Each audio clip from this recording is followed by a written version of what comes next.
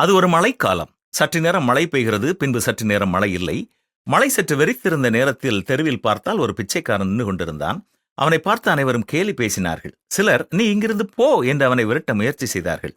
மழை நின்ற நேரத்தில் அந்த மனிதன் அருகில் இருந்த ஒரு 5 நட்சத்திர ஹோட்டல் வாசலிலே அமர்ந்திருந்த பணியாளர், இங்கெல்லாம் பிச்சை எடுக்க கூடாது, போ வெளியே என்று கூறினான். உடனே அந்த பிச்சைக்காரன் தன்னுடைய பையில் இருந்த ஒரு பெரிய விருந்தினர் அறைக்கான சாவியை அவரிடத்திலே காட்டி, என் காரை ஆயத்தம் பண்ண சொல், இன்னும் 1 மணி நேரத்தில் இங்கிருந்து நான் கிளம்புகிறேன் என்று சொல்லிக்கொண்டே எந்த பதிலையும் எதிர்பாராமல் மாடி படிக்கட்டில் ஏறினான்.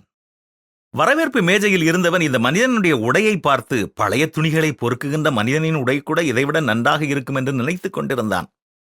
அந்த மனிதன் கூறியது போல 1 மணி நேரத்தில் மாடியிலிருந்து தன்னுடைய விலை உயர்ந்த பெட்டியோடு கீழே இறங்கி வந்தான். இப்பொழுது அவன் மிக உயர்ந்த உடைகள் உடுத்தி இருந்தான். போர்டிகோவிலே வந்து நின்ற தன்னுடைய காரில் ஏறும் பொழுது வரவேற்பு மேஜையில் அமர்ந்திருந்த மனிதனை பார்த்து, உனக்கு சம்பளம் எவ்வளவு என்று கேட்டான். அதற்கு அவன் 10,000 ரூபாய் என்று கூறினான். அதற்கு காரில் இருந்த மனிதன், உனக்கு சம்பள உயர்வு தேவையா என்றான்.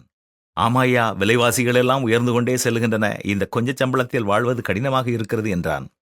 அப்பொழுது அந்த மனிதன், பிச்சை எடுப்பது இங்கே தடை செய்யப்பட்டிருக்கிறதா என்று கேட்டபொழுது அந்த வரவேற்பு மேஜையில் இருந்த மனிதனுக்கு மிகவும் வெட்கமாகிவிட்டது. அப்பொழுது காரில் ஏறிய மனிதன், இந்த ஓட்டலில் எனக்கும் பாதி பங்கு இருக்கிறது. இங்கே தேவையோடு வருபவர்களுக்கும் நீங்கள் உதவி செய்ய வேண்டும். இன்று இதை கற்றுக்கொள்ளுங்கள். இந்த முறை உன்னை மன்னிக்கிறேன். இனி யாரையும் குறைவாக எடை போடாதே. உனக்கு சம்பள உயர்வு தருகிறேன் என்று சொல்லிக்கொண்டே காரில் ஏறி சென்று விட்டார். நம்முடைய வாழ்க்கையிலும் நாம் யாரையும் வெளிப்பிரகாரமாக பார்த்து மதிப்பீடு செய்து மற்றவர்களை குறைவாக பேசவோ குறைவாக நடத்தவோ கூடாது.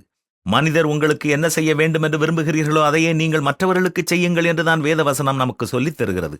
மேலும் பட்சபாதத்தோடு உங்கள் விசுவாசத்தை நீங்கள் பற்றி கொண்டு இருக்கக்கூடாது என்றும் வேதவசனம் நம்மை எச்சரிக்கிறது.